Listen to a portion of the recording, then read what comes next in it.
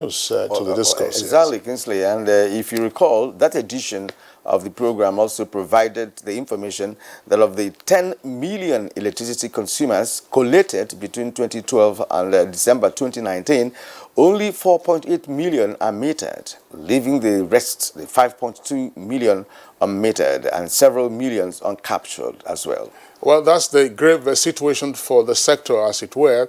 It is certainly obvious that electricity consumer enumeration in the country has been rather jerky. And fixing tariff on available capacity is indeed another headache altogether. There are certainly several issues in the sector when it comes to energy consumption and billing, judging from the different attempts at reforms since 2005 till date. Why is the provision of these meters appearing so cumbersome? So, another question to ask, of course, is why has the demand for meters over the years not been met? And why is also the number of metered consumers in the country at present not increasing? And what exactly is the problem getting the metered consumers into the pool for billing? My name is Kingsley Osadolo. I welcome you to today's edition of Good Morning Nigeria. We're live on the network service of the NTA. And I'm Nigerian. Many thanks for joining us on this program, coming to you as always from Abuja, the capital city of Nigeria. And of course, we will expect the complementary segments of the show, which include newspaper review, business, and others. Let's now begin with Osman Ali, who has the morning news highlights. Good morning, Osman. Good morning, Kieran and Kingsley. Here is the news highlight. The federal government is putting in place special intervention for the development of science and technology. President Muhammad Buhari stated this while declaring open this year's Science and Technology exhibition taking place in Abuja. He says the greatest resource Nigeria has is human capital, adding that the administration will continue to encourage youth to key into science and technology for the socio-economic well-being of the country. President Buhari announced scholarship award for the first time to 3 winners of the exhibition up to PhD degree level. And in the meantime, the National Executive Committee of the governing All Progressives Congress, scheduled to hold this Tuesday, has been postponed. This is the outcome of a strategic meeting between President Muhammad Buhari and members of the Progressive Governors Forum. And show appreciation to Mr. President, how he has given access to each of us individually and collectively. And among the issues we discussed was the need, with the resolution that the governors have taken, to work together and resolve all the issues in our party. In the meantime, a meeting of the National Working Committee of the All Progressives Congress has been scheduled for this Tuesday, March 17, 2020, at the party's National Secretariat by 12 noon. The party's National Publicity Secretary, Larry Issa Onilu, in a statement says all members of the National Working Committee are expected to attend as important matters concerning the party will be considered. Recall that a court of appeal on Monday stayed action on the execution order of a high court restraining the APC national chairman Adams Oshomole from further acting in that capacity. Governor Babajide Sanwo-Olu of Lagos State has formally briefed President Muhammad Buhari on the gas explosion that rocked part of Lagos State, leaving in its wake the destruction of lives and valuable property.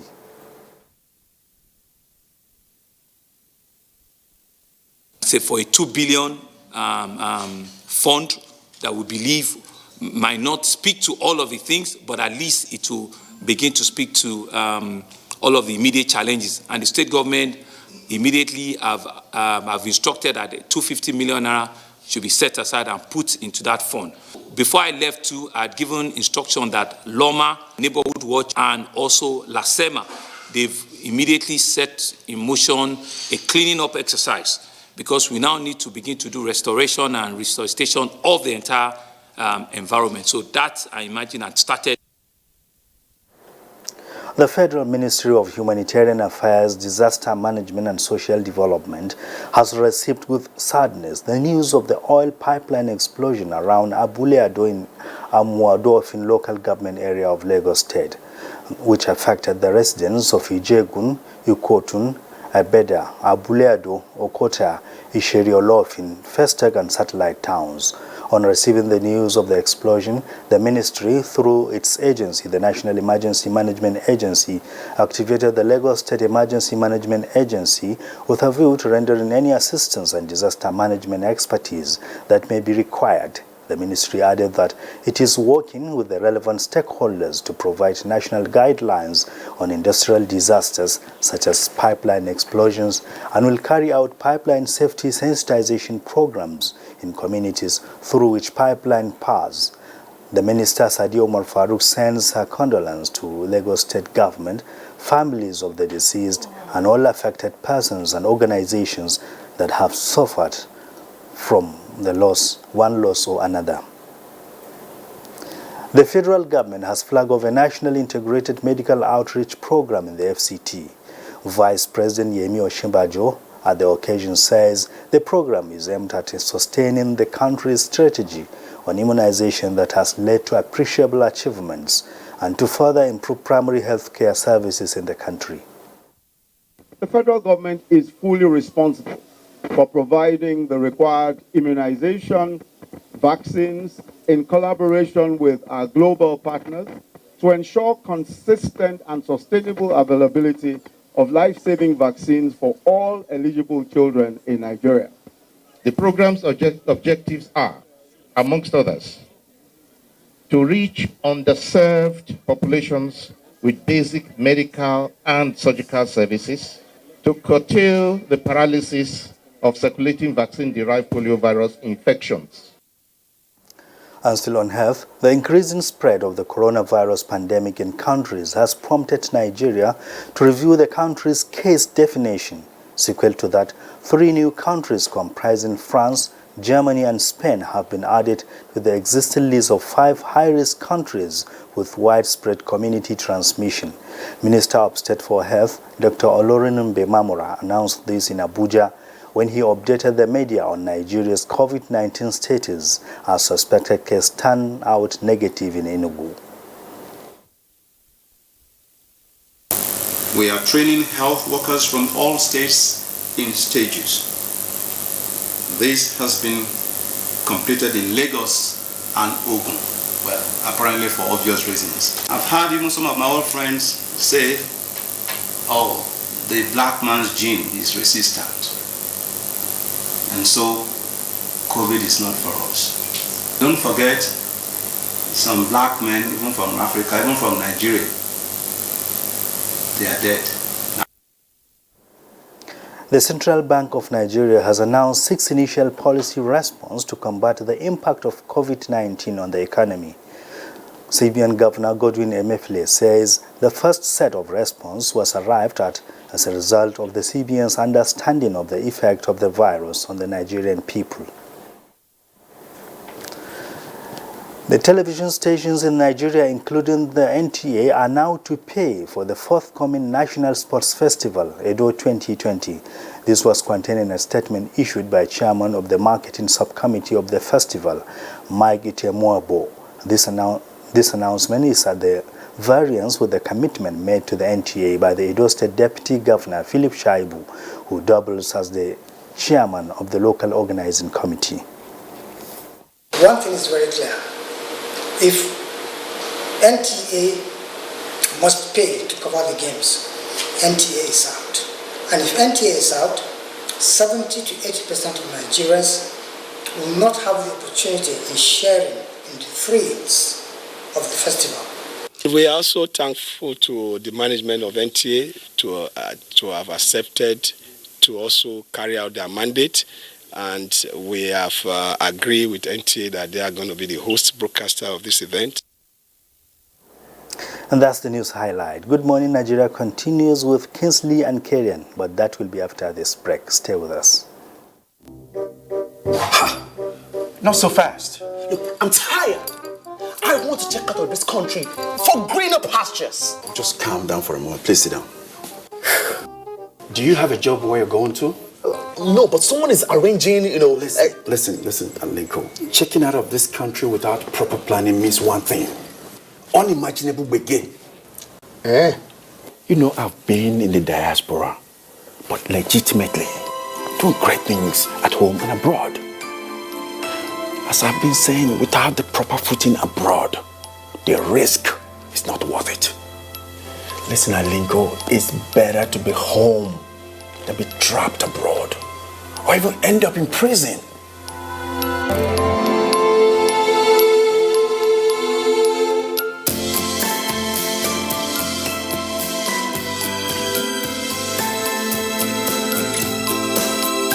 In Nigeria, there is one sound we need to silence.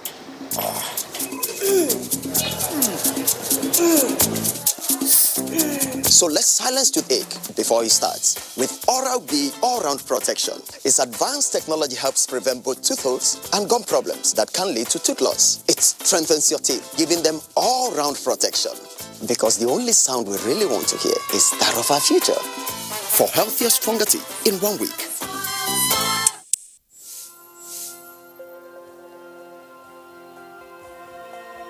My name's Mr. Muftau Abiodun Balogun. We started this business 4 years ago, and this is the production outlet where we do about 4,000 to 5,000 birds per day. With the closure of the border recently, we've been experiencing massive surge in demand. Our sales per day now is going to be between 15 to 20,000 birds. We needed to expand all avenues because of the multiplier effect it's creating. And the most interesting thing about this closure is that many of my farmers today are farmers we recruited recently, and they are young graduates. What the government is doing will lead us right. And I can tell you, if the government sustains this thing, sky will not even be our limit.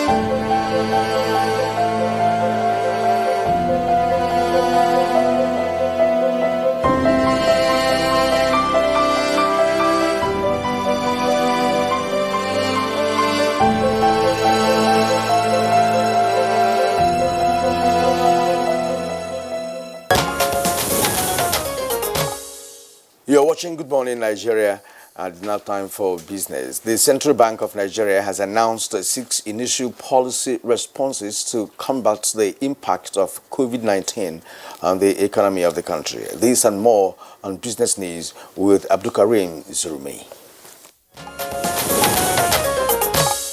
Governor Godwin Emefiele says the first set of response was arrived at as a result of the CBN's understanding of the effect of the virus on the Nigerian people. These policies include interest rate reduction, the creation of a $20 billion credit support, among others. Are saying if your loan was initially meant to be a, say, 3-year loan, where, for instance, you were paying on a monthly basis, say you took 10 million naira, you are paying, say, 100,000 naira as repayment, or a 3-year loan. We are saying we are going to grant the banks the dispensation where they can restructure your loan from 3 years to 6 years. Meanwhile, the federal government has resolved to review its economic plans, prioritize expenditure in favor of major capital expenditure that will create jobs. Minister of Finance, Budget and National Planning, Zainab Ahmed, said this is aimed at mitigating unfolding events of COVID-19 threats and the oil price war. It's a reality call for us that we must develop a non-oil attitude to everything that we do. It is a time for us to review what we have planned and to prioritize expenditure in favor of major capital expenditure that will have greater impact, that will create job and visibility, and also enhance the ease of doing business in our country. Now let's head to the floor of the Nigerian Stock Exchange to see how the market fared on Monday, 16th of March 2020.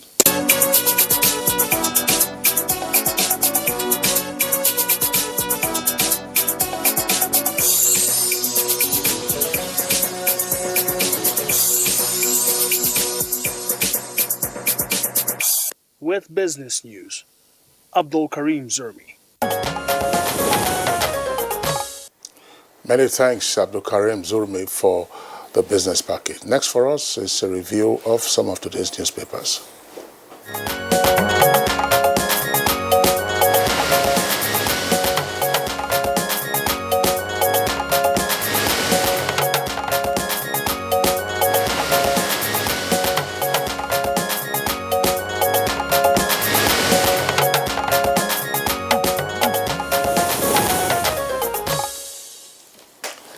Now, Bayo Altoebi has just joined us. That's our newspaper reviewer. Bayo, good morning and welcome to the program. Good morning, Kyria. Thank you very much. Good morning, Kingsley. Good morning, Nigeria. Good to see you. Yeah. Let's begin with the leadership newspaper. The lead story in the leadership newspaper this morning is coronavirus. Federal government may suspend $22.7 billion loan with 4 riders to that. Rules out travel ban, names more high-risk countries. 10 quoted companies lose 2.4 trillion naira to coronavirus.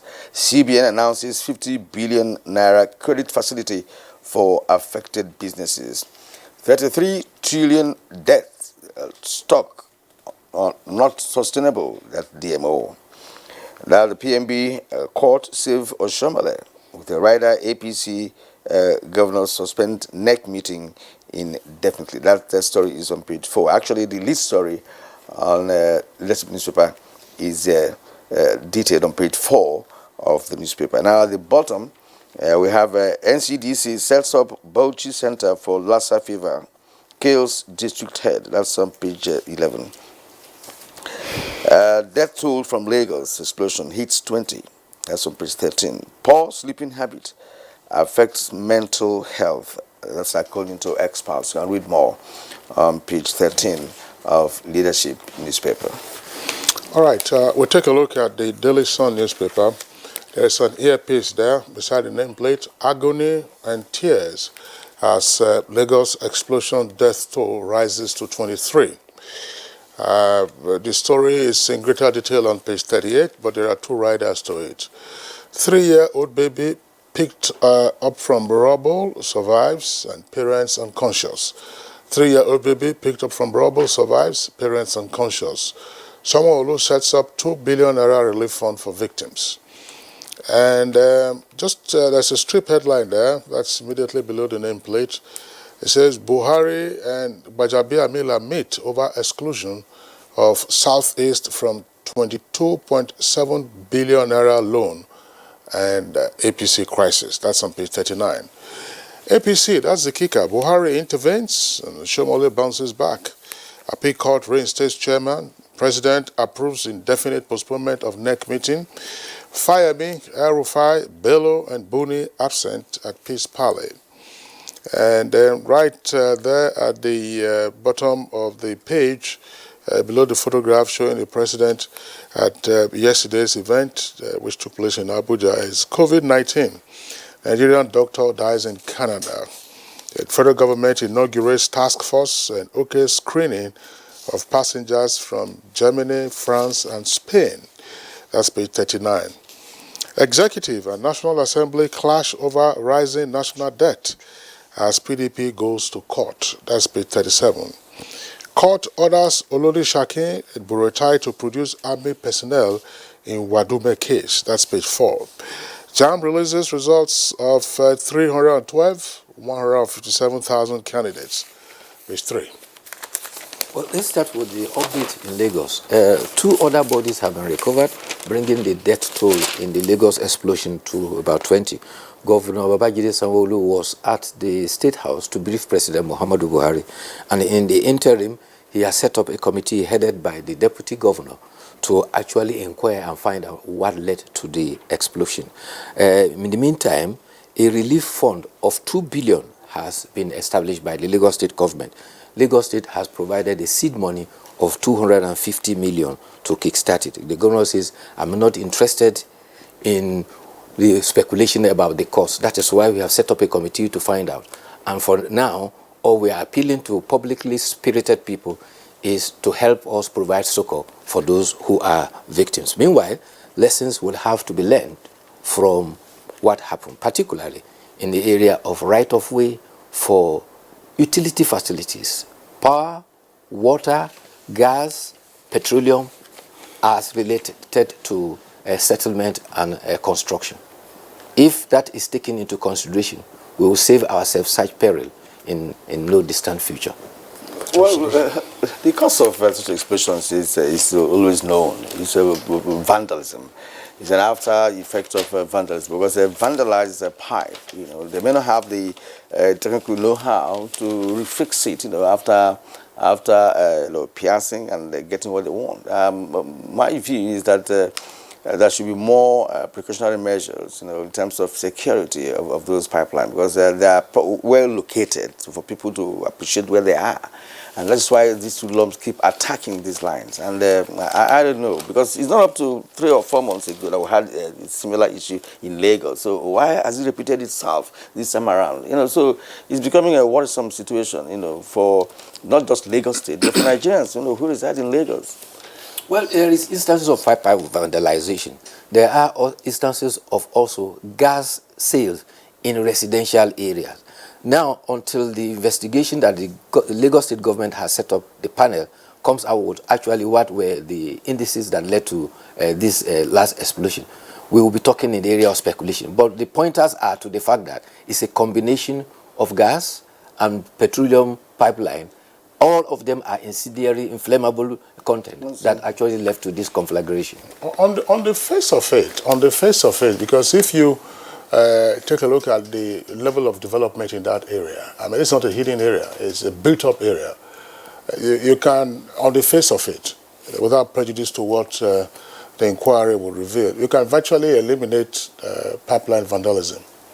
And the cause, you know, being the accident of a truck ramming into gas cylinders at a gas sales outlet, which then ignited. But which then we also speak to, again, I mean, you can begin to escalate what the other causes are. You know, was it a surface pipeline, or was a pipeline at the pipeline on its own ruptured, you know, on account of age or otherwise? These are the things to look at. But it's pretty sad. You know, Bayo, we discussed this yesterday on the program. We can't continue to be having obituary notices arising from. And these things are happening in urban areas. I mean, it's unacceptable. I think it's a factor of failure of our urban planning.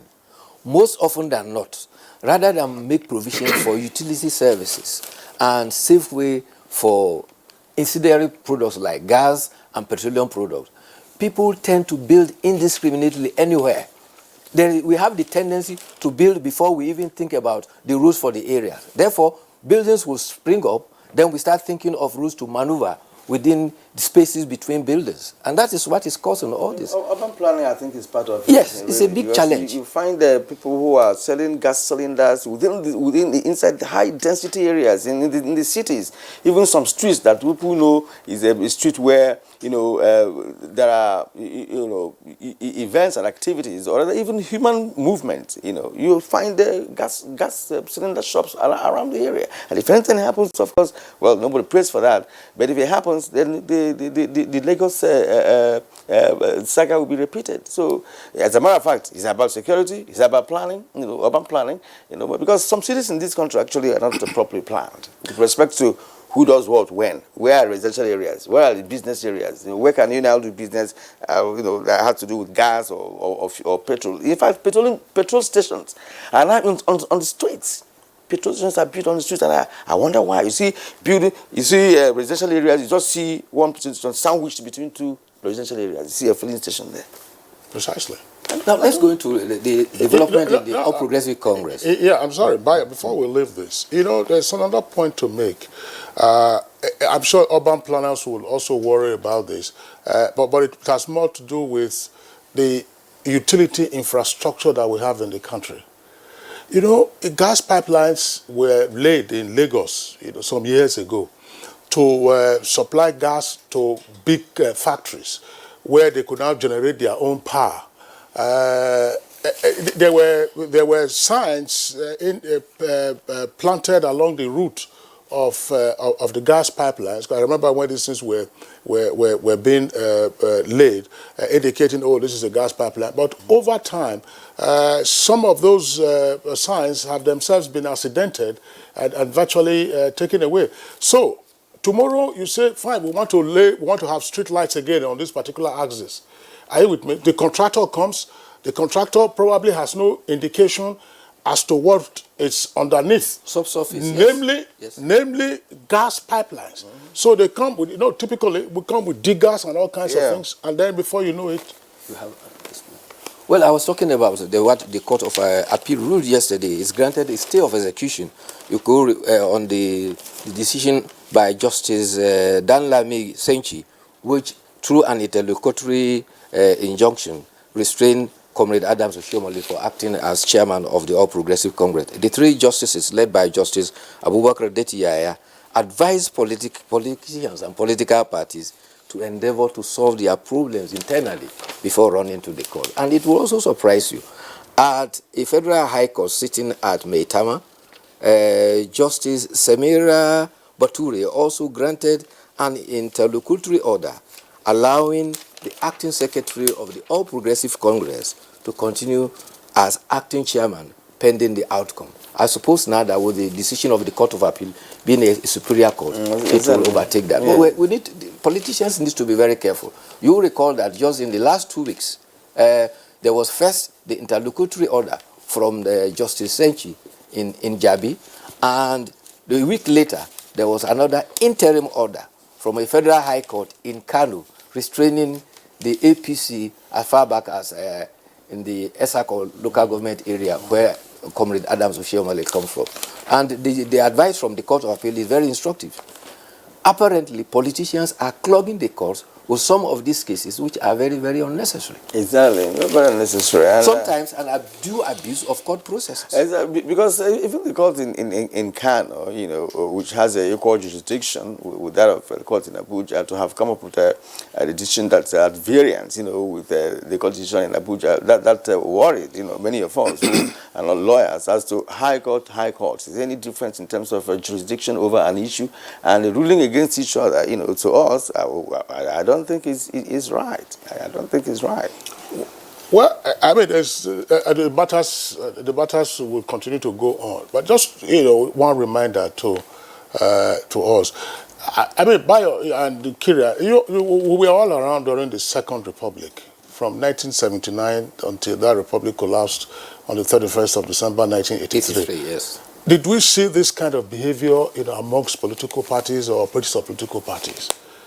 I mean, there were 6 political parties there. I mean, we took the 5 major ones and the Nigerian Advanced Party by Tunji Braithwaite. Were we seeing these kinds of things? I mean, let's face it. I mean, yes, we consider that our democracy is growing, our electoral jurisprudence is also growing. It cannot be growing when we are not, putting our acts together. No, Kira, I'm just saying, that could be the alibi. To say this is growing, you are expanding. To be honest with you, even as a lawyer, you have difficulty just making sense of the cases and the decisions that are being given, particularly with regard to the management of political parties and internal democracy in the political parties. There's no exception. PDP, when they were in power, it was the same issue. I mean, at some point before the former governor, of Borno left his seat as the chairman of the PDP, nobody knew what PDP was like. It had become like an amoeba. And here you are, one tension here, another tension there. Yeah. And in the meantime, on account of the structure of the parties, executive time is being burnt, on just solving internal party issues. In fact, you are comparing it to the Second Republic. At that time, you can discern some element of ideology from the political parties. There are differences in ideologies. Can you find that now? No. What you have now are Siamese twins as far as these political parties are concerned, and there seem to be no ideological or principled direction. It's just that they get ourselves together and get into power. When we get into power, then we think of how people to go get about to it. where, this, where the pendulum swings to, you know. The other story of concern is about COVID virus and how it is impacting on all economies of the world, and Nigeria not inclusive. The Honorable Minister for Finance, Budget and National Planning has indicated that the 22.7 billion loan will now probably have to be put on hold because Nigeria will now have to, although it has been approved by the National Assembly, it is a ticket that has been given to the National Assembly by the Senate. The House of Representatives is already for dragging on it, but the minister has given indication that even when it is approved, Nigeria will likely look for the right time before it will implement and go into the loan market. Because coronavirus has indeed devastated the world economically. Just as at yesterday, the American airlines are demanding $50 billion bailout from the government. All the EU has come out openly now to close down their borders. That was announced yesterday, and so on. And all businesses are on hold. In America, people are buying as if there is no tomorrow. You know, stocking their homes with all the required groceries and what have you. So the idea is that it's a ripple effect of this coronavirus that will eventually affect all countries across the globe economically, including Nigeria. Yes, and Nigeria, we are lucky for now, but we should not rest on our oars because as at the last count, the World Health Organization has identified 13 folds of the virus, the strain, in 2 weeks, and the death toll as at today has gone to about 4,291 in 118,000 cases. 114 countries have been affected. In Africa, so far, there are about 327 cases in 27 countries. In Nigeria, so far, there is only one index case who is reported to have been improving. And anytime from now, when he gets a clean bill of health, he will be let go. And there will be zero coronavirus cases in Nigeria. Unfortunately, we have the sad case of a Nigerian doctor who has died from coronavirus in Canada. In Canada. But the fact remains that we must not rest on our oars. And that is why it is very instructive. Yesterday, the Honorable Minister of State for Health raised the alarm that apart from the 5 endemic countries that were identified, 3 others have now been added. That is Spain, Germany, and France. And passengers coming from these endemic countries will be subjected to special isolation. The countries you mentioned now have closed down their borders yesterday. Yes. They have closed down their borders. These 3 countries you mentioned now. Well, Benin Republic has reported a case of coronavirus. That's next door. So we also have to be watchful in terms of our borders. Yes. South Africa has prohibited persons from heavily impacted coronavirus countries from admission into South Africa. Kenya has taken the same step. Ghana has also taken the same step. Canada, of course, has closed its borders to all, with the exception of the United States. There are a number of lessons to learn from this. You can see what this coronavirus has brought. Yesterday, we were discussing the impact of coronavirus on foreign relations, significant perspectives that our guests brought. But, for us, when these are lessons, as I said, for us to learn, that this is a time for you to begin to look inwards. We cannot run away from seeking to develop our country. We cannot run away. Every time, little time, somebody said, "No, I'm going abroad." Go abroad now. And how many people are going abroad now? No, but they won't allow you to come. Anywhere. That's the point. Yeah. I mean, the fact that Nigeria has just one index case. But they themselves are saying, look, we don't want any entry. Let us deal with our problems. So what is today's coronavirus? Tomorrow it could be another thing. So, are you with me? So it gives us an opportunity for us to look inwards and say, look, listen, what are our major challenges? Let's focus on our major challenges and make our country truly great. And yesterday at the event of the Techno Expo, that the president attended, he made it very clear, that one of the major only ways, as a matter of fact, to go is to develop our science, technology, and the innovation. As a matter of fact, we need to produce, manufacture by ourselves. Now that we're shut out, if you cannot do any production from China presently. So how do you now survive? All right. All those things you put into the country, you're not making them here. How are you going to survive as a nation? All right. These are issues that we'll continue to talk about. The lessons that we need to learn from coronavirus. We'll take the editorial now so that we can proceed. All right. As inflation trends upwards, a word of caution. That's editorial. That's coming from the national economy. Bayer is talking about the inflation trends. That inflation in the country has jumped to 12.13%. Well, before we talk about inflation, don't forget that Hamis Subala, you remember him?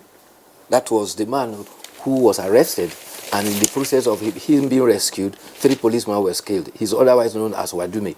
He had his day in court, and he's to face a 16-count charge. He and 18 others have begun their trial at an Abuja Federal High Court. Also, University of Abuja, the police in Gwagwalada have arrested 46 students. They were in the bush 4 a.m. trying to inaugurate their cult membership. They're coming to talk about inflation now.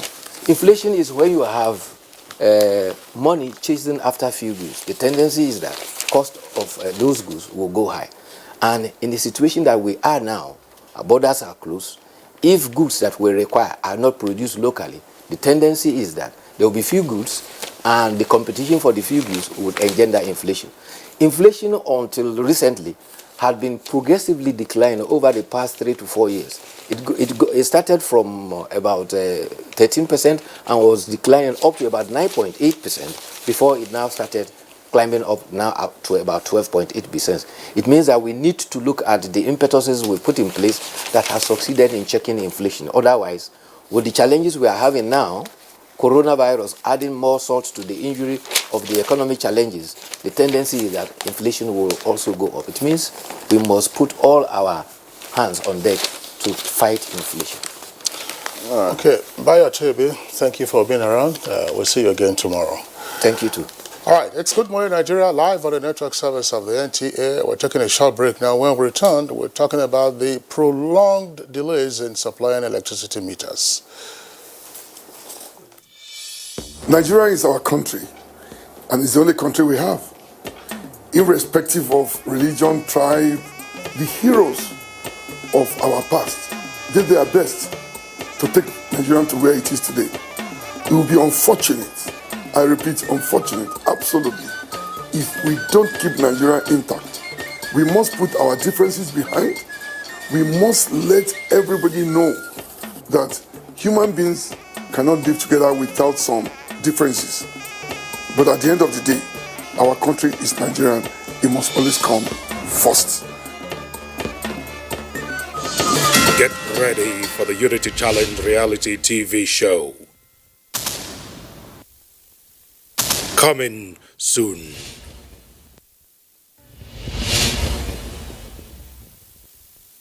Engineering skills and technology define the quality of television transmission output. Training and retraining of appropriate personnel on the management of modern equipment is therefore a key competition strategy in the dynamic television industry. NTA TV College, Jos, invites relevant desk officers to special engineering courses as follows. 1-week course on audio engineering, operations and maintenance. Date 20th to 24th April 2020. 1-week intensive course on electrical power, earthing, lighting, uninterrupted power supply UPS, inverter and solar system. Date 1st to 5th June 2020. 1-week intensive course on studio broadcast equipment and outside broadcast operation. Date 15th to 19th June 2020. 1-week course on new technologies, optical fiber, IP technologies, automation storage and wireless technology. Date 10th to 14th August 2020. The venue for all courses is NTA Television College, near Old Government House, Rayfield, Jos. Course fee 40,000 naira per participant. Accommodation inclusive. For more inquiries, please call 0803-314-4383 or 0806-980-9807. NTA TV College, Jos. Training you to be the best you want to be.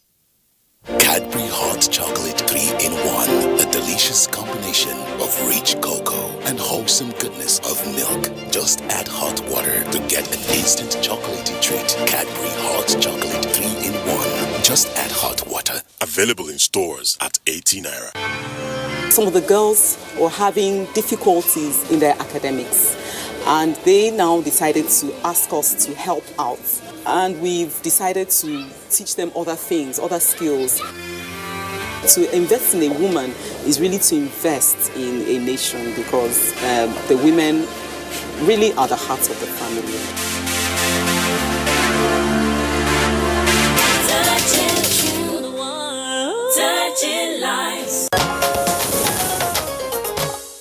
We thank you for staying with us. As a prompt for our conversation, Aisha Ubali brings us this background report.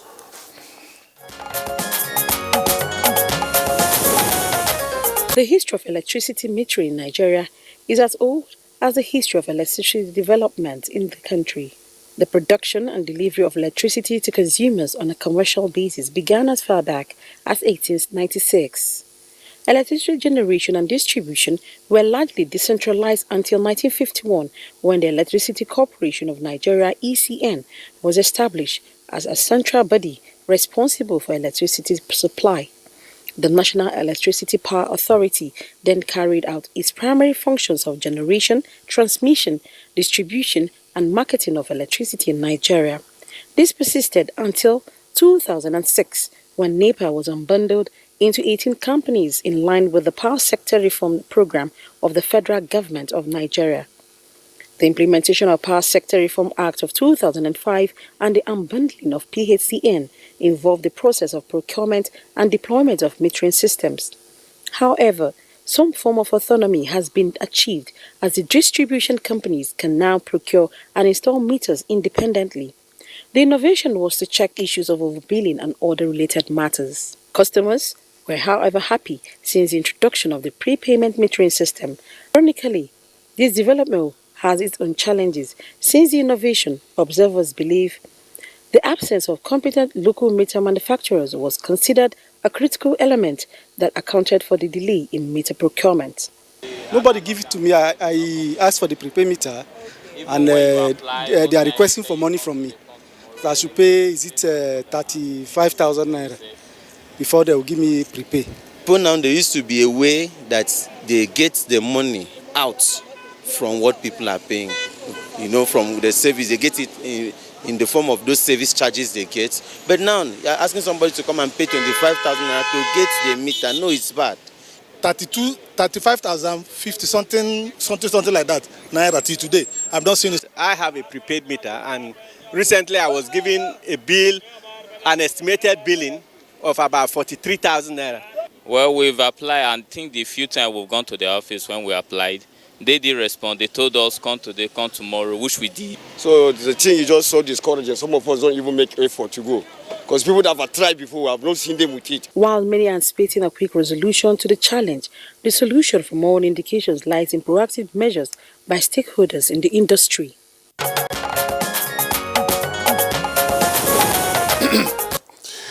All right, thank you very much, Aisha Ubali, for that backgrounder. We have guests here in our Abuja studios as well as at our Lagos Network Center.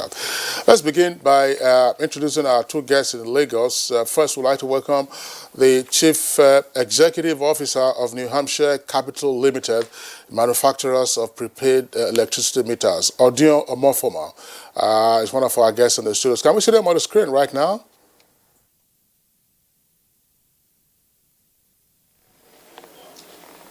Good morning, Nigeria. Thank you for having me.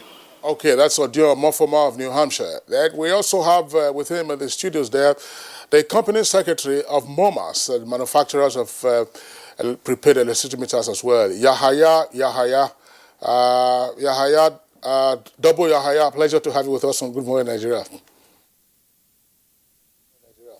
Good morning, Nigeria. Good morning from Lagos. Yeah, it's indeed nice to have both of you who are involved in the manufacture of meters, because we're hoping to have facts, Kingsley, today from them. That's right. And back here in Abuja, we also have a guest, the National President, Association of Public Policy Analysts and Power Sector Activist, Prince Will Okurie. Prince Will, it's good to have you again on this platform. Thank you, Nigeria. And we also have Jerry Bayom, I hope I got that correctly, electricity consumer, Abuja. You're welcome. You are representing us. You're welcome. Yes, thank you. All right. Good morning, Nigeria. Okay, just as well, let's begin this conversation with the producers of electricity meters in Lagos, Odion Omofoma, who is CEO of New Hampshire. Odion, now give us a sense of what is happening. Part of the data that we have indicates that in terms of enumeration, there are some 10 million or so electricity consumers who've been taken on in the register, and only about 4.8 million of those consumers have access to meters. Another 5.2 million are still struggling to have their meters, and they are at the receiving end of the usually contentious estimated billing. Now, what is the challenge with producing and delivering meters to discos and onward to electricity consumers? Thank you again, Victor. So let me quickly make a correction. New Hampshire Capital, we are an energy and financial advisory company. We're also a meter asset provider, rolling out 400,000 meters over the next 2 years for 2 electricity discos in the southwest. So we're not a meter manufacturer. But however, to speak to your question, the MAP regulations, meter asset provider regulations, was supposed to block or close the metering gap. Like you said, 10 million customers, over 50% of those customers don't have meters. And the ones that have meters, you have a lot of them obsolete meters that were installed by ECN and then NEPA. So those meters are actually outdated and they need to be replaced. Now, the challenge with metering has always been about financing. The reality is that prepaid meters are a bit of the network that requires funding, and that's why the MAP regulations was done to allow third-party investors like New Hampshire Capital come in with their financing, finance the meters, install and roll out. Since the implementation of the MAP regulations, we've experienced several challenges that are put into 4 buckets.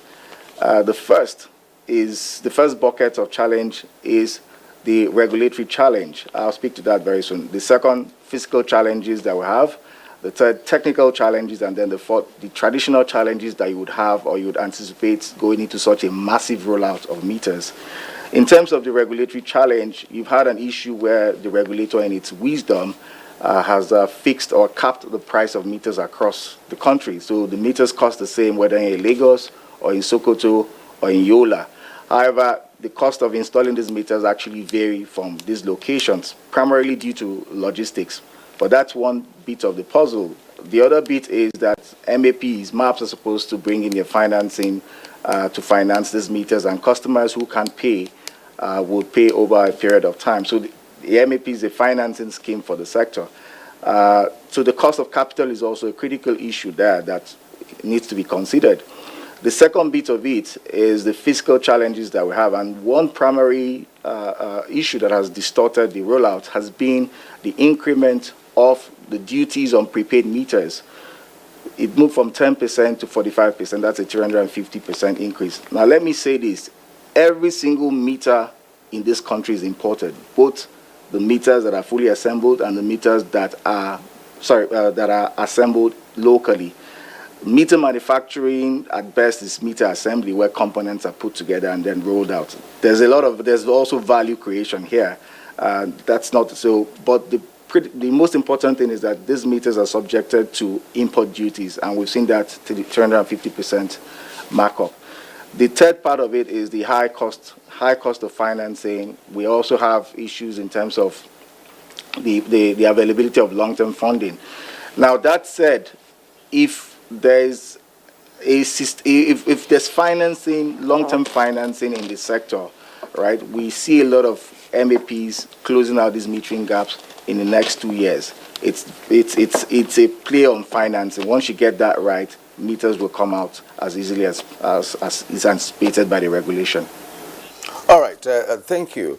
Let's go to the company secretary, Momas. let's get your view, if you could, of the genesis of the metering deficits that we are talking about. Do you also believe that there are buckets of issues that are making it particularly impossible for a greater number of electricity consumers to have access to prepaid meters?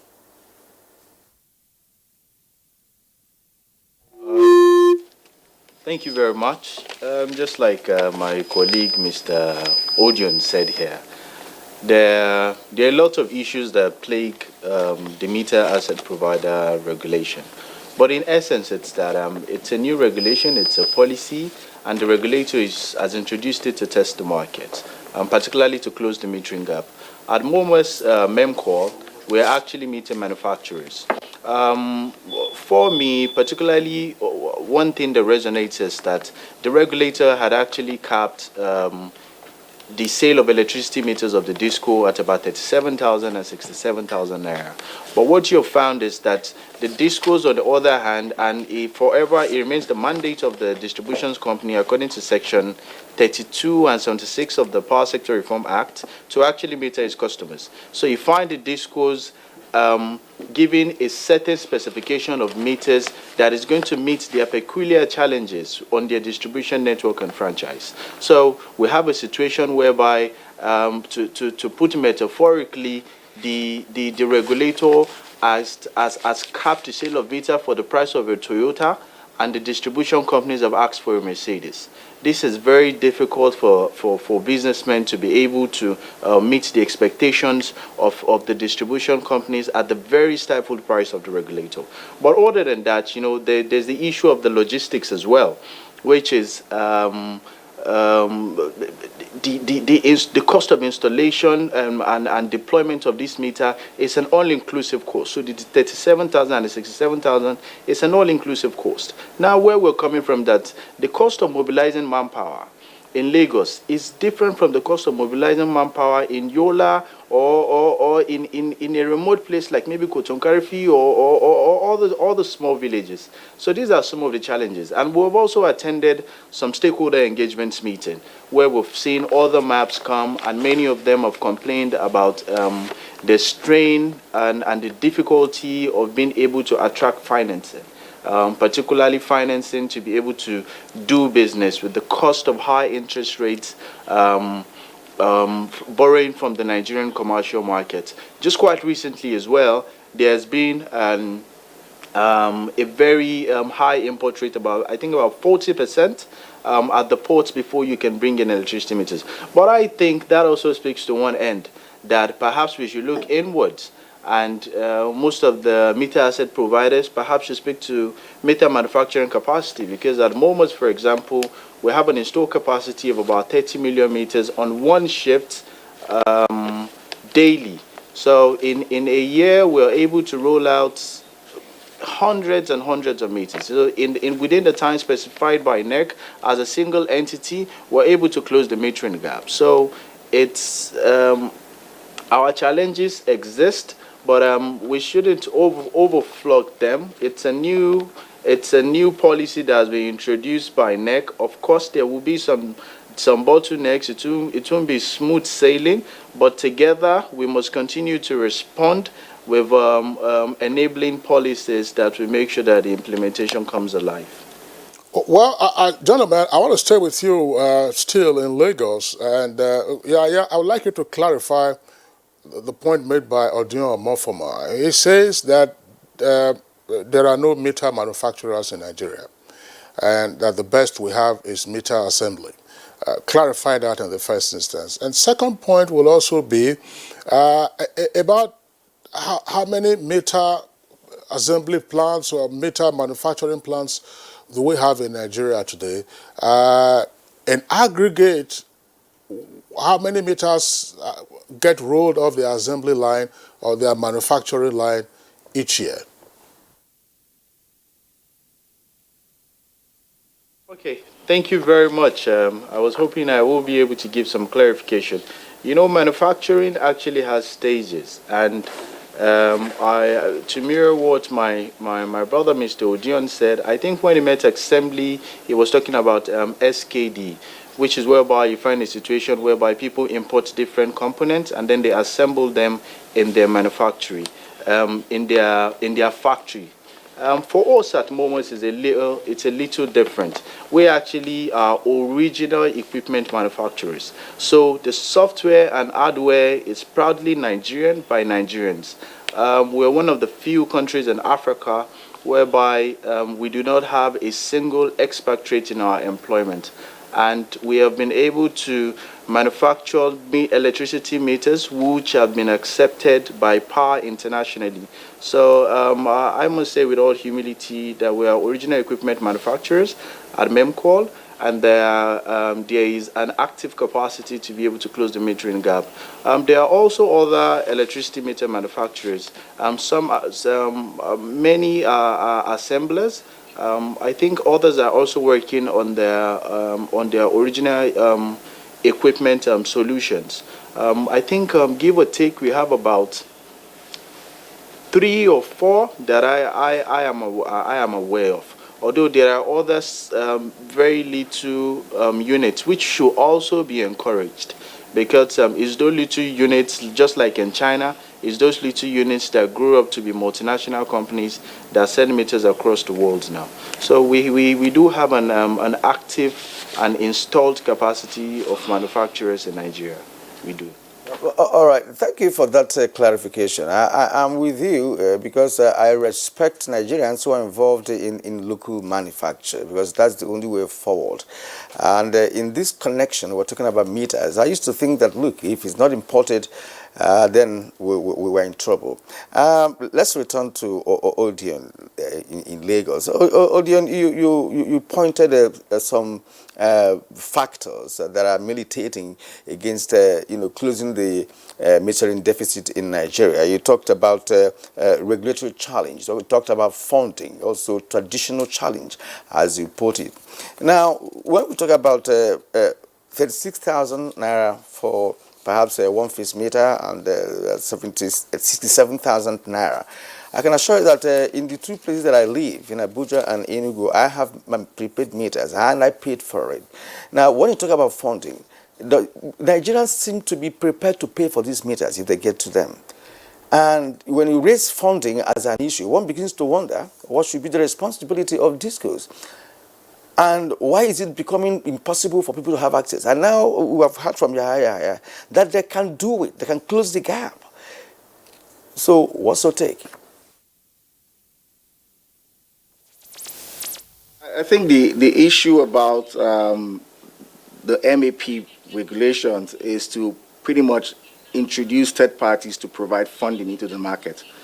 Investors to come in and invest in the metering space. That is actually the core of the regulation. Now, the regulation has a situation where people can pay up front for their meters, right? And then people who can't pay are allowed to pay over an instrumental period, over 10 years.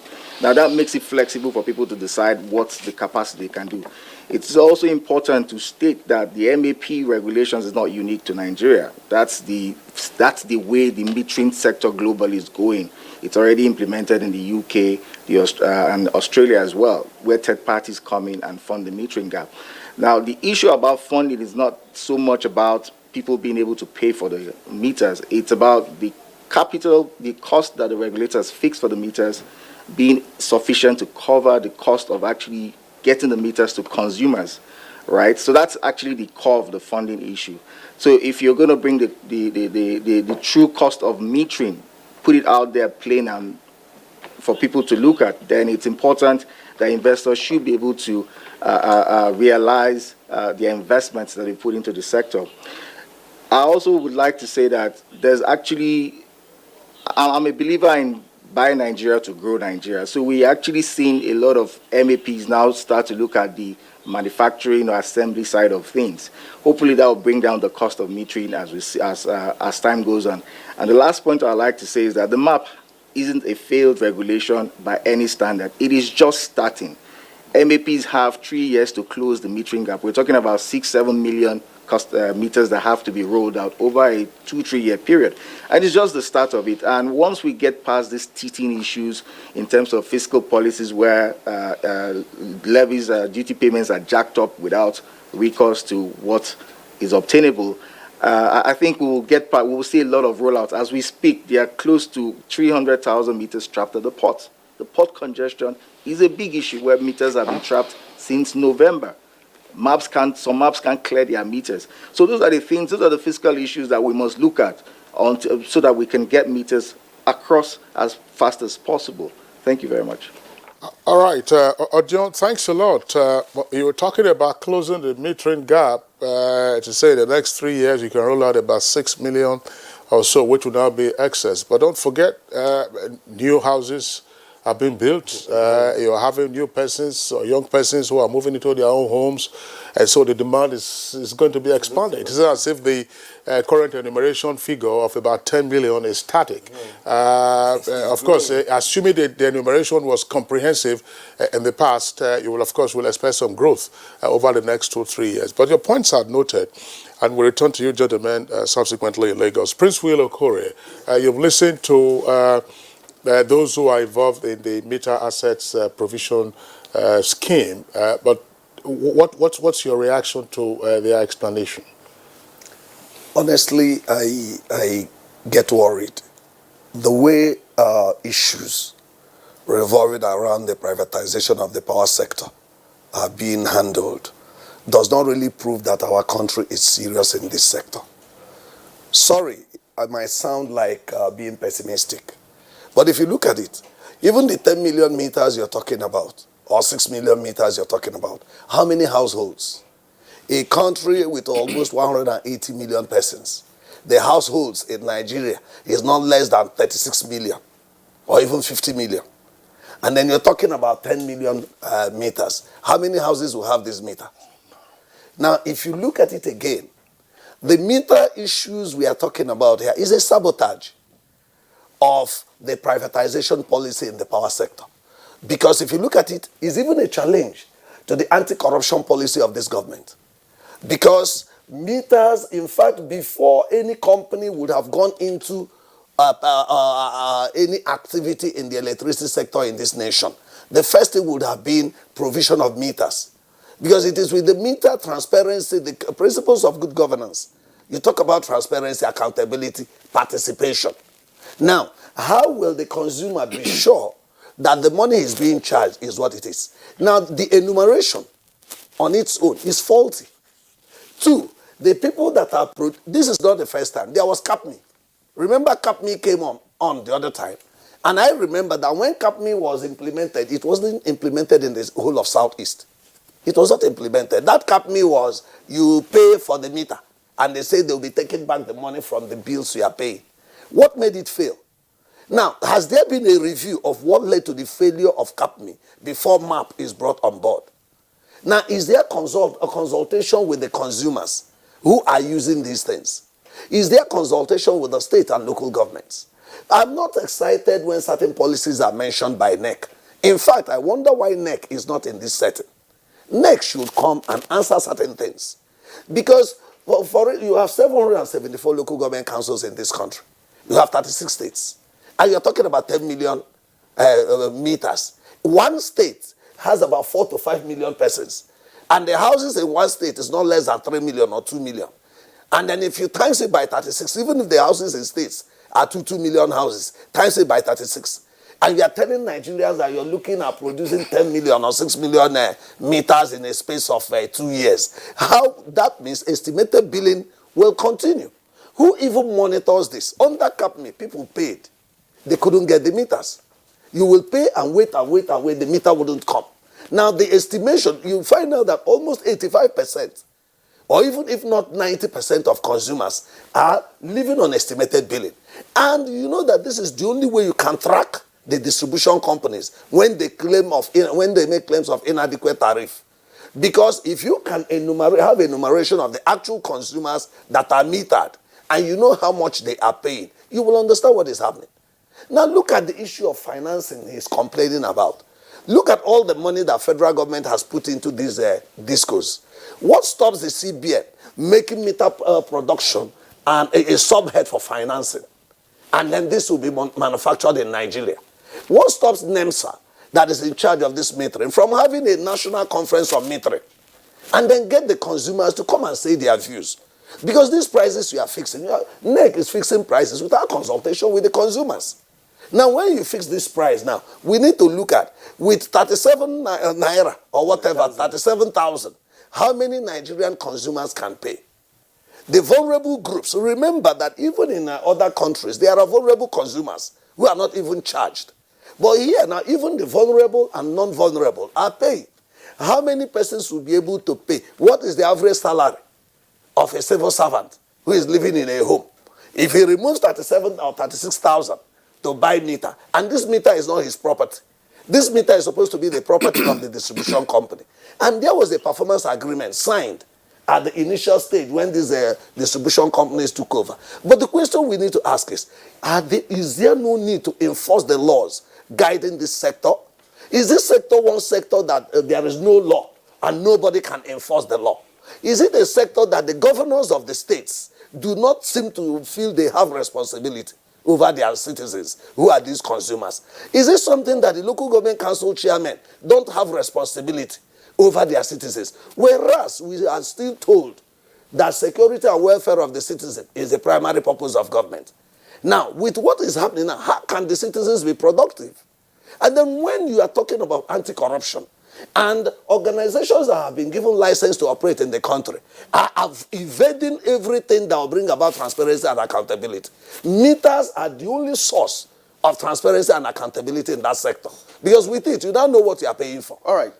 We'll return to you in due course. In fact, what played out, Kingsley, in the southeast of Nigeria shortly before or after Christmas was the planned recall of all meters because they said that most of them have expired. That you pay little and it will take you a longer period of time. But what also happened was that there were no meters to replace the ones you are recalling. And now they say, look, if you pay, you wait for up to 3 or 4 months, or even more than that. Now, in the interim, you are paying estimated billing. So how is it going to... So the consumers reacted. And as rightly pointed out, it was also shocking to me that the government in the Southeast did not react to that. There was no... They didn't react to that. Because their subjects are the consumers of these products that we're talking about. Now... Jerry Mbayam, you are representing the consumers. You listened to our guests in Lagos, and of course, Amado Okorie here. What is the position of consumers? Well, as a consumer, we need a quality power. Quality power either in our factories, quality power in our homes. Why I said quality power is that if they don't give you the required voltage and the frequency, you end up using certain gadgets in order to be able to boost the voltages, and that will add to your cost. Secondly, you discover that even in most of these consumer that we are at home, they give us a lot of this estimated billing, and estimated billing are done in such a way that it is exploitative to the consumer. The consumer, in a short, is being exploited. NEC is not even working to the advantage of the consumer. There is no transparency in the power sector. Take, for instance, I was on an estimated billing. I pay 5,000 naira per month. You will not be given a notice. And an instant was, we left for work on a Friday morning, and a bill was brought. On Monday morning, when we left for work, before we came back, our electricity was cut. We are not entitled to notice. We are not entitled to, what time will you pay these bills?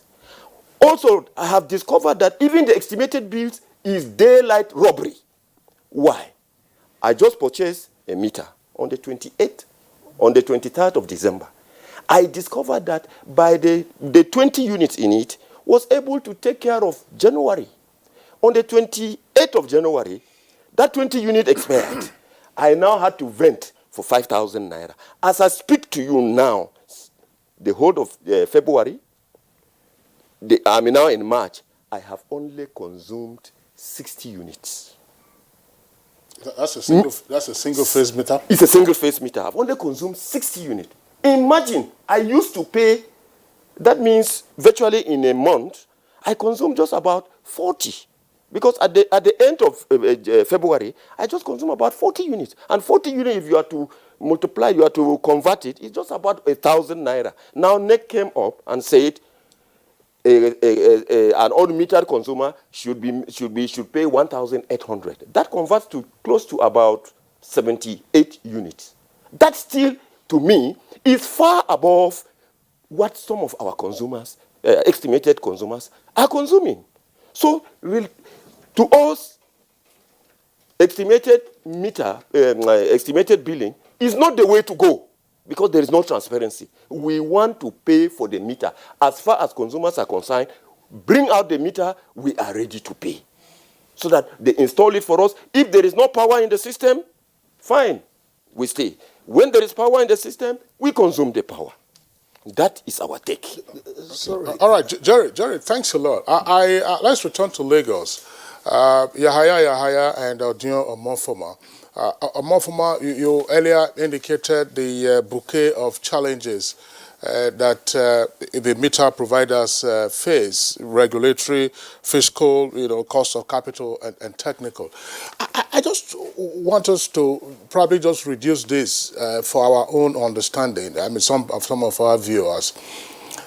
I recall that in the early 70s, the military government of the then Midwestern states, headed by Brigadier Samuel Osaibovo Bemudia of blessed memory, rolled out what was called the Rural Electrification Scheme. And then you had an ROEB, that is Rural Electricity Board.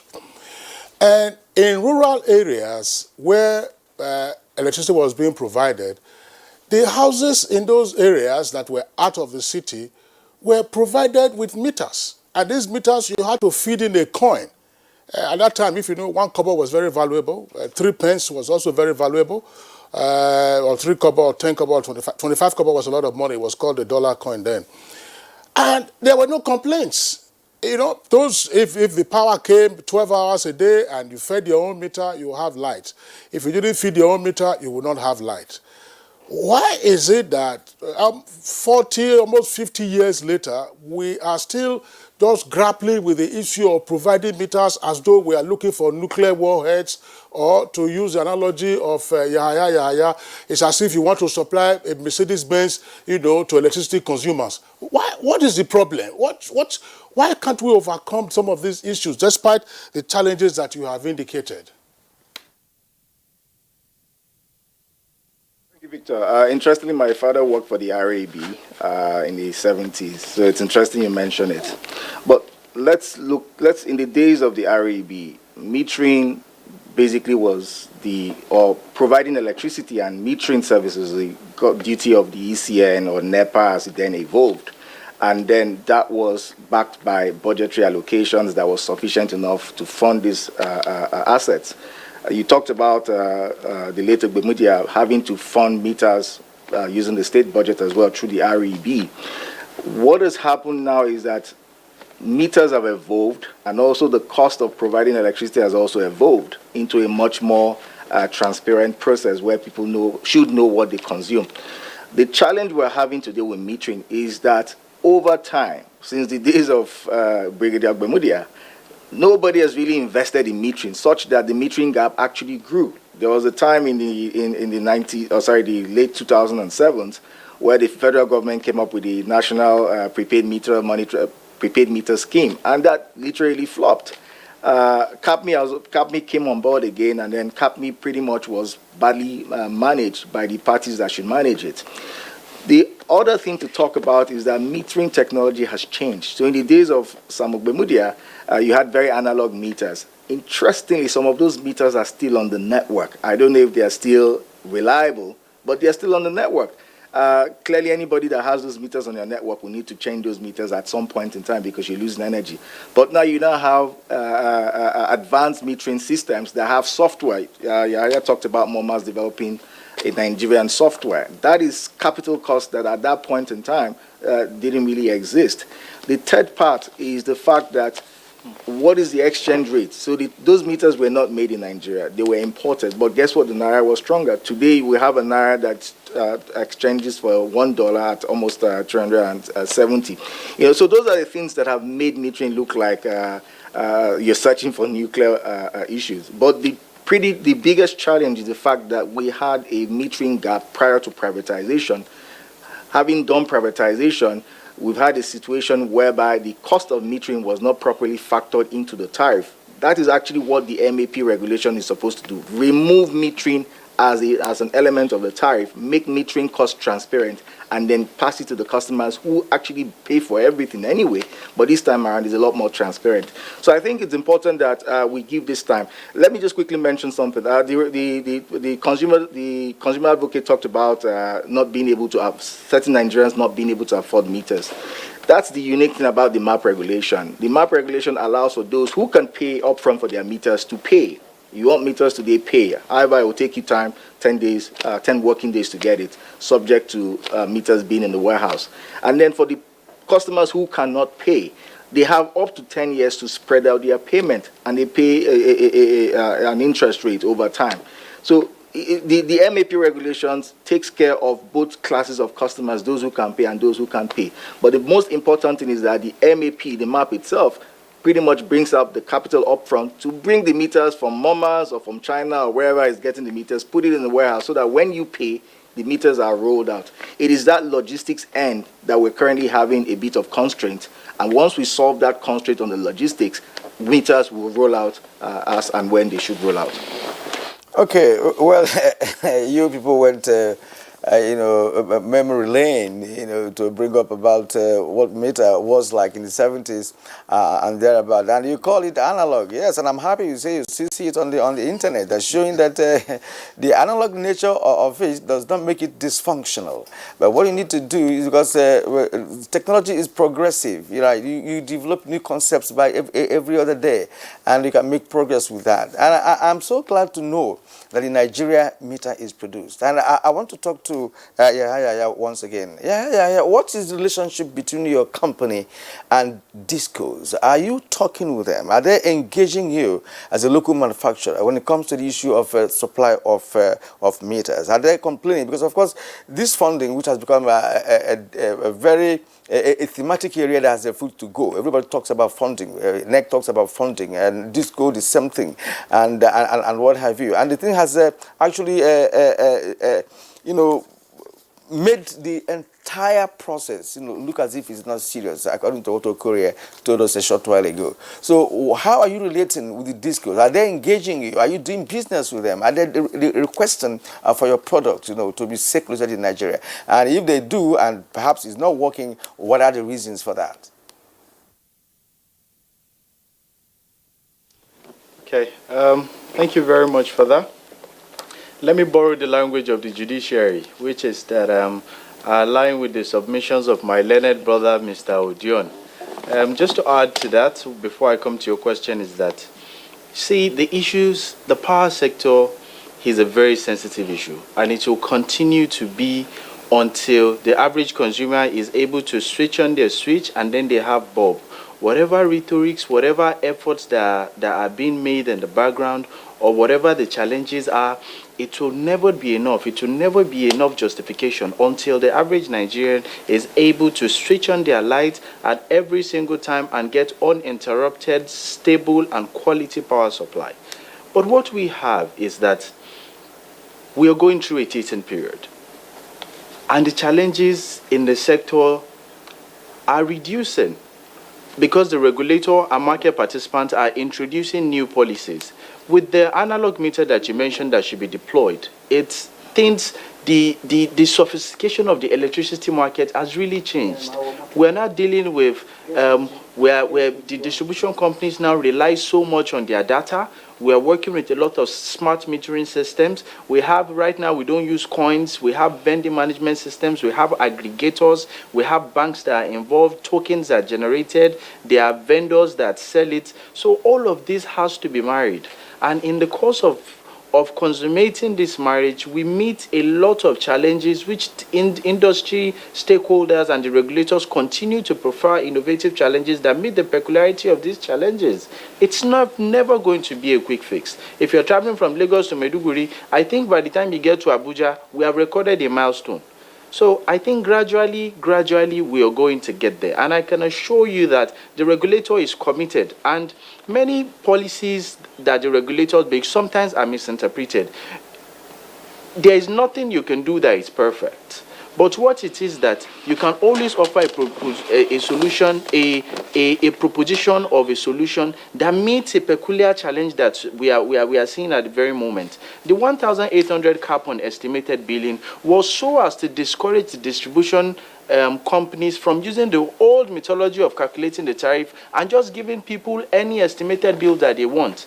If you have to go to a 5-bedroom duplex, for example, which is classified under R2, it's a residential development, and you are charging them for 1,800 naira a month, the distribution company is obviously losing. I don't speak for them, but the incentive there that the regulator, I believe the rationale for the regulator to implement that policy is so that they can facilitate the metering. It might be unfortunate that, okay, somebody else who might live in a 1-bedroom flat might not use as much as that 1,800. But all of this is just so that we can close the metering gap. On our relationship with the distribution companies, we have a good relationship with the distribution companies across the federation. We are actually MAPs, we are participants in some of the discos, but we think it could be better. Because we have an installed capacity of 30,000 meters, which has been, we have never reached full capacity since commissioning of our factory. So I think we have the capacity to do more. I think we have the competence to do more. And then lastly, I want to touch on a very sensitive issue, which is about financing and customers being able and ready to pay for the electricity meters. The issue is not in the customer being able and ready to pay for the electricity meters. The thing is that those meters must be sitting in a warehouse. Let me put it simply. They must be sitting in a warehouse for you to come and then say, I want to buy meter, and then in the next 7 days, there's a meter on your wall. It is because somebody has already covered the cost for mobilizing and importing about 50,000 or 100,000 meters sitting in a factory. Now, the businessmen or the meter asset providers who are supposed to import those meters static on ground, for you to just be able to just go, wake up in the morning, I need meter, and you get meter in the next 7 days, has been unable to mobilize the capital for 100,000 meters because of the expensive, or should I say stringent or inavailability of capital to mobilize that type of resources. So these are some of the challenges that we are facing. Although we have seen, we have approached some maps. For us, I think we are able to manufacture meters at our cost, and we are okay with our financing. But what you have is that whoever will come to us as a manufacturer has to pay for these meters. So there is also need for some sort of intervention, which will have some sort of ripple effect for the consumer. Because if you continue to drop it on the lap of the meter access provider or the businessman that we've given you the contract, go and find it. But what are the practicalities of doing business in Nigeria, where I've read reports that this is one of the toughest places to do business in the world? So there's a reason, there's need for the government to really and truly implement the ease of doing business, so that the electricity supply can get to the bulb of the average electricity consumer. Well, thank you very much. Gentlemen, let's take one aspect of the bucket of issues that you have, the fiscal, for instance. On capital, which is another bucket of issues, Prince Will Okorie, with us here in the Abuja studios, has made a suggestion that, look, couldn't the central bank also be persuaded to create, if you like, a special dispensation for meter provisioning? The other suggestion one could also make is that you are in business. You're talking about approaching commercial banks What about the Bank of Industry? The Bank of Industry is available. I'm sure you can get,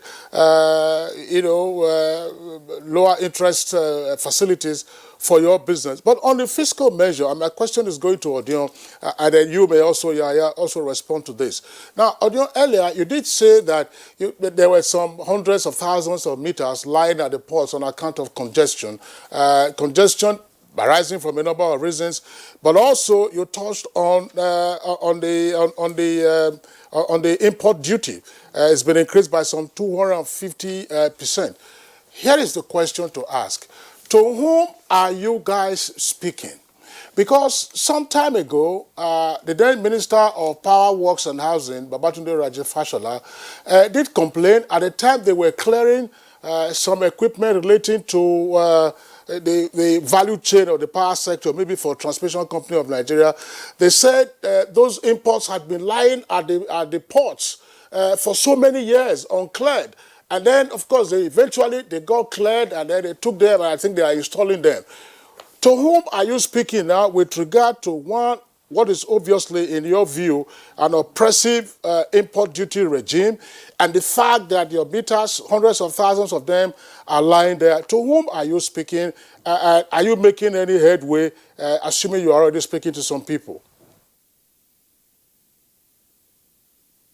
Kingsley, for an excellent question. To the first, with regards to financing, there's been several engagements with the central bank, and it's been led by the regulator itself, NERC. So NERC has been fantastic in engaging with the CBN to see how they can provide some form of concessionary financing to MAPS, so that MAPS can meet the regulated price. Otherwise, they would have to throw up on the price. We understand the CBN is still looking at the proposal sent, and we expect that at some point in time there will be some policy decisions that will be favorable to the industry. That is not to say that MAPS are not looking at their own capital. We have our own capital that we've mobilized, not sufficient for the volume of meters that we have, but we're actually ramping up our installation. But the critical thing is the cost of the capital. So if the CBN can come up with the concessionary funding that is required to allow MAPS rollout, then that would actually help the sector to do a great deal. I mean, the question is putting 600 billion on the generator side, or putting 600 billion as some form of assurance to MAPS so that they're able to roll out meters. Either which way, government needs to take a decision, and I think I would like to commend NERC for taking a stance in pushing this agenda. Now, with regards to the fiscal challenges that we have, particularly the duty, the increase in duty, 350%, I think this appeal goes directly to the Minister of Finance, because the Nigerian Customs Authority, is under her watch, and it's a fiscal measure that they've put in place, obviously with very good intentions. Good intentions meaning to stimulate local production of meters. But guess what? Local production of meters will take its time. It will take time to get there. MOMAS has installed capacity, but they still need to bring in certain parts, certain components in. They may have the software, they may have certain things, but there are certain things they will still need to bring in. So all those things are stuck there. So this appeal is pretty much to the Minister of Finance. The fate, and I'll say this without any form of dramatization, the fate of the MAP is in our hands. If we can relax the import duty, at least even for a year, so that people can stabilize, meters can come in, and people who need to import, set up their lines can also have that window to set it up. Because to set up an assembly line, it takes you at least 6 months. There are regulatory issues you must pass, and I mean things like Standard Organization of Nigeria, their processes. So we've been engaging with all stakeholders. We have an association that we've pretty much come together to speak to a number of these issues to make sure the process moves very fast. But I can say this, it is important, it is imperative that the duty payments be looked at to make sure that at least meters that are in the ports and meters that are on their way coming easily. Thank you very much. All right, you have spoken so well on this, on that particular question. But even look, as things happen in this country, even if you have duty-free, importation of meters and what have you, what is the guarantee that when these meters, are in here, that the consumers are going to get them? Nigeria, we have a way we do business. Some they will be hoarded. and we'll be scrambling to get one, and we'll begin to pay for them higher than necessary. Now, it's good that, of course, the CBN or NEC are involved in this and thinking on how to make it possible for us to have some of these meters in the country. It's a good idea, but the workability is also what is in question. And that's why I want to bring in, before we take a break, let's bring in Okurie here once more to, of course, do his own analysis of your submissions. From what the two gentlemen have said, you can see that we are still returning to an unworkable solution. It will still look like the discos that we are given license. For crying out loud, we are given a license to provide meter. You are now complaining you don't have money. So why did you even go into it in the first place? You are a businessman. You invest your money so that you can recover. And now you are complaining you don't have money. The same way discos we are given license to supply electricity. Today, discos are complaining they don't have money. What about these private independent electricity distribution networks? Go to Lagos. PIPP Vietnam in Lagos is an independent electricity distribution network, providing electricity to people under willing buyer, willing seller. They are not complaining about money to supply electricity to people in Lekki. They are not complaining of supplying electricity to Lagos State. The plazas they are supplying electricity to are not complaining. So why will government always create room for a group of people that are not really serious to not take advantage of Nigerians? I'm a Christian. The Bible says if the foundation be destroyed, what can the righteous do? There is no serious investor, knowing the population of Nigeria, that will accept to invest in a business where the structure is deceitful. It is deceitful by the fact that you are telling me it's 10 million meters you want to provide in a country with 180 million persons. And if I'm an investor and I want to invest in this sector, I'm looking at the number of meters I will sell to recover money. For me, investing to come to Nigeria and sell just 5 million meters or 10 million meters is no business. If you tell an investor that you are going to roll out 30 million, 100 million, because we have about 100, we don't have less than 50 million households. And you're talking about 10 million meters in 2 years. Which investor will invest in that? It's deceitful. So what has happened here again is that people have taken advantage of metering again as an opportunity to start frustrating Nigerians and be complaining they don't have money. The question is, what is the National Assembly doing? Who are the owners of this map now? Can we know whom their directors are? Who owns them? Because you see what is happening in this sector is that opportunities are being created for some idle people who have no money to invest and don't have the technical competence. The men that are talking to us here, I believe some of them are economists. Some are financial experts. Are Nigerians fools? You have gotten license to provide meter. You are not coming to tell Nigerians that you don't have money to provide the meter. Money should be given to you. Did you do feasibility study at the first place? To now know how much is the cost of production of 1 meter. So opportunity has been created for some people now to start frustrating Nigerians. In the first place, these discos are not paying Gencos the way they should pay them. They are owing Gencos. The Gencos generated this electricity. The discos don't pay them the money they should pay them. Now, the discos cannot provide meter. You have created opportunity again for some people on that map. And the map is saying they will provide meter if you pay. Now, the meter is not even available. You have to pay. They want to be sure there is money. So what is their investment? Just like the discos now, what is their investment in infrastructure? What is their investment in this sector? So the way this whole thing looks, let Nigerians not be taken for granted. I don't know whether the federal government really listens to what we are discussing here. Because no serious person, be it a foreign investor or local investor, will see this deceitful plot and invest. Because Prince Will, let's watch it. I bet it's not. There's no proof that this is a deceitful. Hang on a second. Just hold on a second. It's not. There's no proof that this is a deceitful business plan. There is proof on the basis of which the government now brought in the maps, for purposes of bridging the metering gap. We cannot also say for sure that these are idle persons, who've just been granted licenses as part of the value chain of getting electricity. But the points that you have raised otherwise are to be noted, because you've talked about the fact that, look, under privatization, this was what we had. Discos are complaining about funding as part of their challenges. They're not paying the Gencos. And here you are, okay, they said that, look, we don't have meters. That is a problem for the consumers. Now get in, map, and then see how you can bridge the gap. Meter providers are also having their own complaints. But cost of capital is only one of 4 issues articulated by Odion. I'm sure you remember he mentioned regulatory, he talked about physical, which he has explained. I mean, he has made a direct appeal, and just by way of recapitulation, he did say that, fine, the government's intention was noble, protect the local industry to enable them produce meters and therefore hike the import duty. But at the same time, local capacity is rather limited. So let's have meters coming. Kirian has already indicated that, look, suppose those meters, you have a flood of meters and the hoarding takes place. That could also be another challenge. So it's a potpourri of issues that are there. Jerry, would like you to come in now, unless we're having a short break. Otherwise, we'd like to bring in Jerry now so that you have we'll have your own views on this. Our views as consumers is clear. We want electricity, but unfortunately, just like I concur with what he just said, it looks like there is some conspiracy going on in the power sector. Why am I saying there's a conspiracy?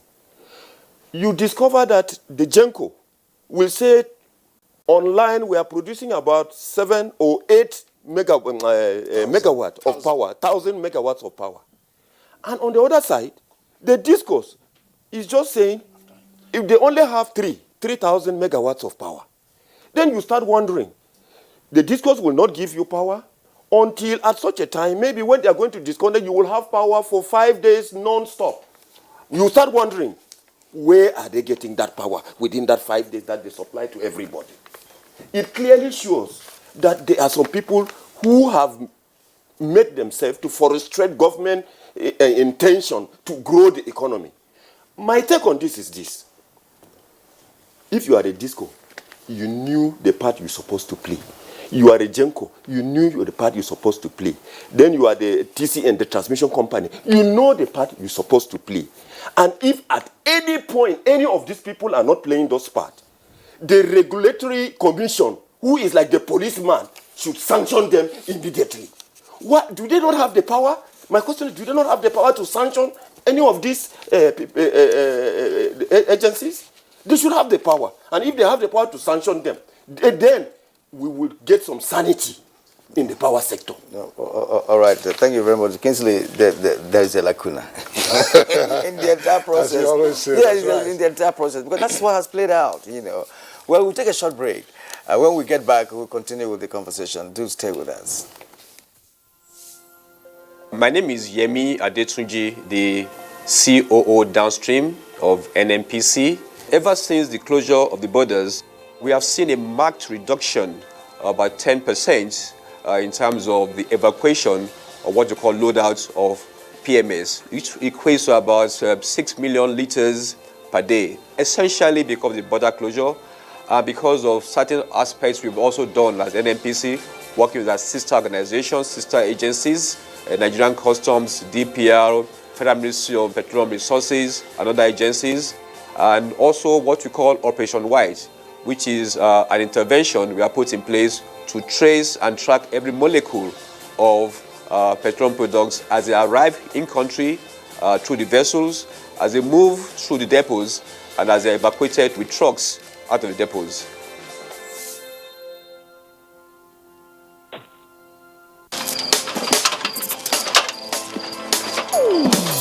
Oh boy, climb this thing now. No be only to connect lights. Come you and yourself now. Now wow. Oh boy, come down now. Oga Kasali electrician who will look for this. Oh, Oga Kasali, come help us fix this wire now. Sorry, I no longer carry out illegal connection. It puts the lives of people at risk and can cause fire outbreak and disrupt power supply. I will never be part of anything that has to do with this any longer, because change begins with me.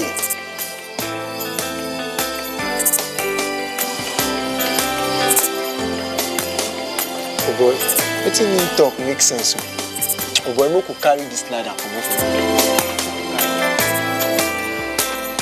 This message is brought to you by the National Orientation Agency in conjunction with the Federal Ministry of Information and Culture. You are still watching Good Morning Nigeria on the network service of the NTA. We thank you for staying with us up to this moment. Some Nigerians are beginning to contribute to the program by way of tweets. And of course, you've listened to our guests, and you understand that the situation is really precarious with respect to the supply of electricity to Nigerian consumers. Now, maybe we'll take a look at the tweets and then return to our guest. Bode Fadikbe has this tweet. It says, did I hear, of course, he greets Kirian and I, so we'll skip that. Did I hear the Moma Mount say that his company can produce 80 million meters in a day? Yahaya, that's for you. It says, please let him clarify. And secondly, from the submissions of Yahaya and Odion, it is obvious that the challenge with meter is not that of the discos. Now, from Aboya Yema, meter should not be an issue if there is no corruption. They just want to tap money from the public. I live and work in Malabo, and here there is power 24 hours since my arrival without a blackout. But a country more advanced like this is having issues. I feel ashamed. That's a Nigerian living in Malabo. That's right. Now, Haman Jida Gidado has this tweet. Lack of meter is exploitation in the electricity industry, but NEC has to put a period for all discos to meter their customers, as no bills will be issued for payment. NEC has already issued that. They said they gave the deadline of April 30th to say that, but how realistic that will be is an open question. Okay, now Chris Simeon, to curb the delay and bridge the gap in the Nigerian electricity supply industry, meter asset providers should work hand in hand with NEC, PHCN, and DISCOs to speed up the installation, distribution of meters to the electricity consumers. Tunde Dixon, the outrageous billing system is killing, where they give a civil servant that lives on 30,000 a monthly bill of 40,000 naira. All right, Mikhail said, he said, it's an irony for this to be the case. In whose interest do meters seem to be unavailable? Is it discos, consumers? Why does the issue of meter availability appear to be shrouded in so much secrecy? And why is it that past attempts at alternative solutions often failed? All right, so those are the tweets I want to take in the meantime. But I would like you to clarify that the tweet that came from Bode Fadikbe, once again, it says that you were claiming, according to him, that Momas can produce 80 million meters in a day. I mean, that's a bit outlandish, but it's for you to clarify very quickly, and I have another question for you guys in Lagos. I'm sure you misheard. What we said was that we have an installed capacity of 30,000 meters, which is monthly. It's a monthly capacity of 30,000 meters, and that is what I said. All right. Thank you very much. Kira, just before we come to Prince, because I want you to take this along, it has to do again with one of the set of challenges that the map players, let's put it that way, are facing, which is regulatory. Odion, you talked about the fact that you're having a uniform cost of meters throughout the country. I want you to explain. I mean, how is that a problem for you? Is that a problem for you or a problem for the discos? That the discos are saying they cannot have uniform price for meters throughout the country, and this is a regulation stipulated by the Electricity Regulatory Commission. How is this a challenge? That's one.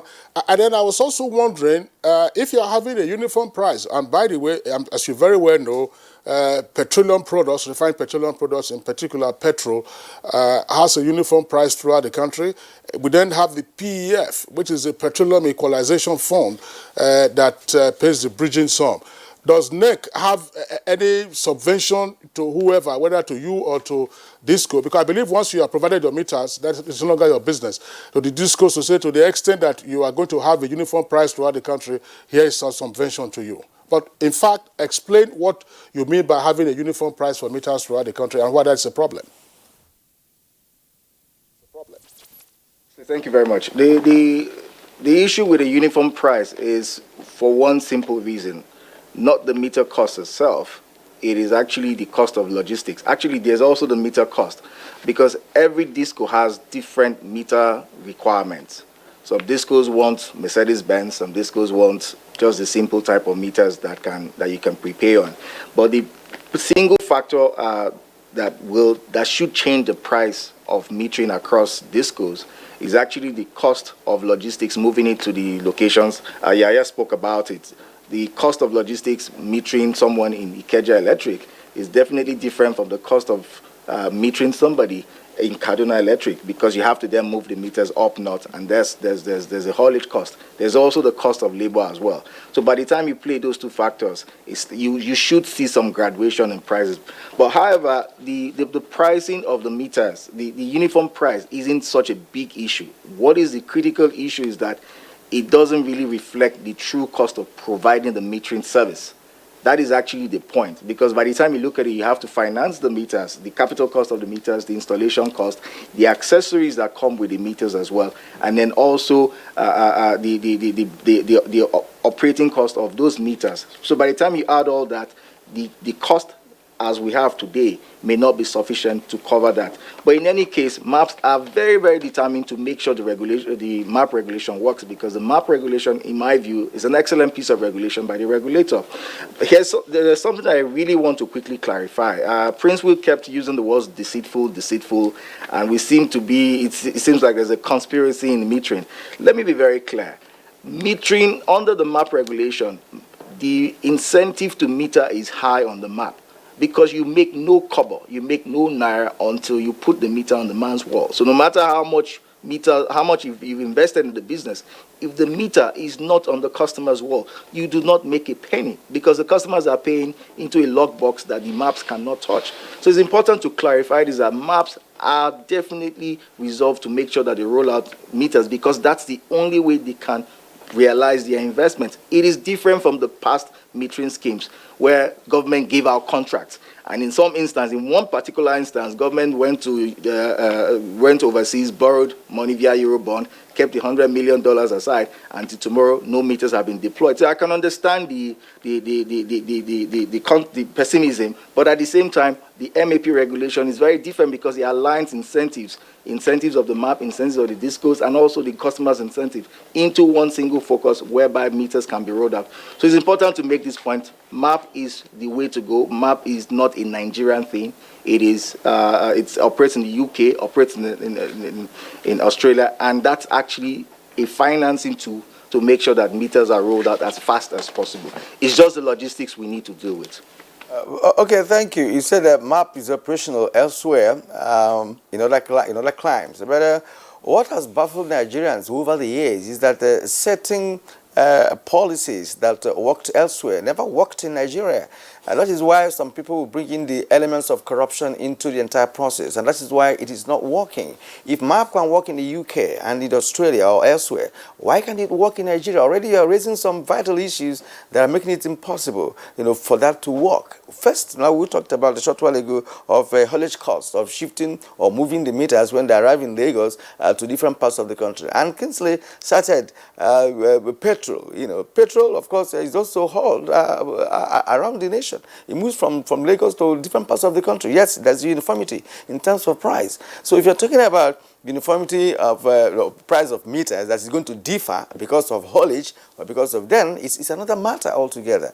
Now, let's bring in Okuria once more. Okuria, please just watch your language and let us understand ourselves. Already there is a problem in the entire process, and we're trying to see how we can get out of it. Yeah, thank you for giving me an opportunity again. Please, let me explain. What I meant was that if you want to go into a business, there has to be data. If the data is realistic, the person who wants to finance will now know that there will be profit. But when data is unrealistic, it becomes precarious for anybody to venture into that business. That's what I meant. That the figure of 10 million meters for Nigeria is not realistic in any way. Because in a state, you have about 2 million households. Times it by 36. You will now see the number of meters you'll be talking about in a year. Now talk less about 2-3 years. So it's quite unrealistic. That's what I meant by what I was saying. But again, look at another issue that will show you that this is not a realistic thing. Coca-Cola is a private company. The amount you drink Coca-Cola in Guzo is the same amount you drink Coca-Cola in Abuja. The same amount you drink it in Abia State. Coca-Cola is not complaining about logistics. They are there to do their business. We have Federal Competition and Consumer Protection Commission in place. Why will competition not be allowed to flow? Like I mentioned, the PIPP Vietan in Lagos that is doing private, and it is the same NEC that registered these independent electricity distribution networks. Why are they not allowed to compete? Because if you allow people do what PIPP Vietan is doing in Lagos and Ogun State to be done in many other states, this complaint will be reduced.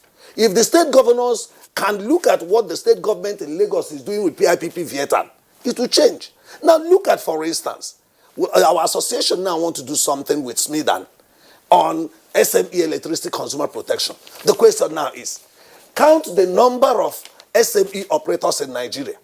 In this metering alone, capture SMEs. Are they not more than 30 million? And then you're talking about providing 6 million in a year or 2 years.